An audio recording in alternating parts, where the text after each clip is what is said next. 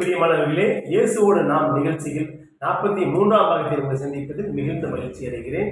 கர்த்தருடைய வார்த்தையை பார்க்கும் முன்னாடி 2 பாடல் வரிகளை பார்க்கலாம்.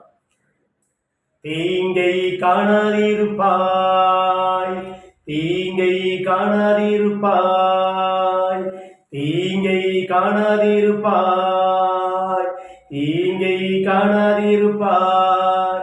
என் மகளே, என் மகனே, இனி தீங்கை காணாதிருப்பாய். என் மகனே, என் மகளே, இனி தீங்கை காணாதிருப்பாய். தீங்கை காணாதிருப்பாய், தீங்கை காணாதிருப்பாய். ஆமென். தேவ பிள்ளைகள் என்றும் தீங்கை காண மாட்டார்கள். கர்த்தருக்கு மகிமை உண்டாவதாக. கர்த்தருடைய வார்த்தை இன்று நாம் பார்க்கிறோம். மத்தேயு 8ஆம் அதிகாரம் 26ஆம் வசனம். அதற்கு அவர், அற்ப விசுவாசிகளே, ஏன் பயப்படுகிறீர்கள் என்று சொல்லி எழுந்து காற்றையும் கடலையும் அதட்டினார். உடனே மிகுந்த அமைதல் உண்டாயிற்று. கர்த்தர் பார்த்தீங்கன்னா நீங்க அருமையான வார்த்தை கொடுத்துருக்காரு. அதாவது அதற்கு அவர், அற்ப விசுவாசிகளே ஏன் பயப்படுகிறீர்கள் என்று சொல்லி எழுந்து காற்றையும் கடலையும் அதட்டினார். உடனே மிகுந்த அமைதல் உண்டாயிற்று. அதாவது பார்த்தீங்கன்னா ஏசப்பா சீசர்களோட படகுல போயிட்டு இருக்காரு, கடல்ல போயிட்டு இருக்காரு. அப்போ சூழ்நிலை பயங்கரமா இருக்குது. அதாவது பார்த்தீங்கன்னா சுற்றி மேகம் பயங்கரமா இருக்குது, புயல் அடிக்குது, கடல் கொந்தளிக்குது.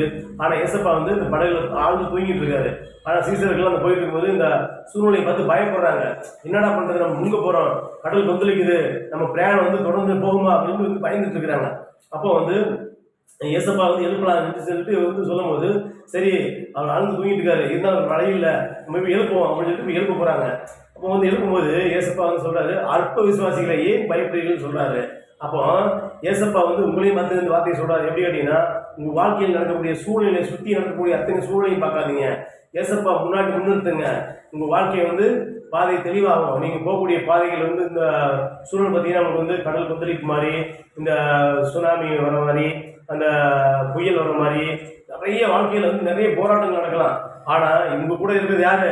ஏசப்பாங்கிறத மறந்துடாதீங்க. ஏசப்பா உங்க கூடயே இருக்கிறாரு, உங்க கூட பயணம் செஞ்சு கொண்டு இருக்கிறாரு. ஏசப்பா நீங்க முழு மனதோட நீங்க பின்பற்றும் போது கர்த்தர் உங்கள் வாழ்விலும் சரி, வாழ்க்கையிலும் சரி, உங்க பயணத்திலும் சரி, கர்த்தர் உங்கள் கூடவே பயணம் செய்யறார் என்பதை வாழ்வில் மறக்காதீங்க. கர்த்தருக்கு மகிமை உண்டாவதாக. ஆமென்.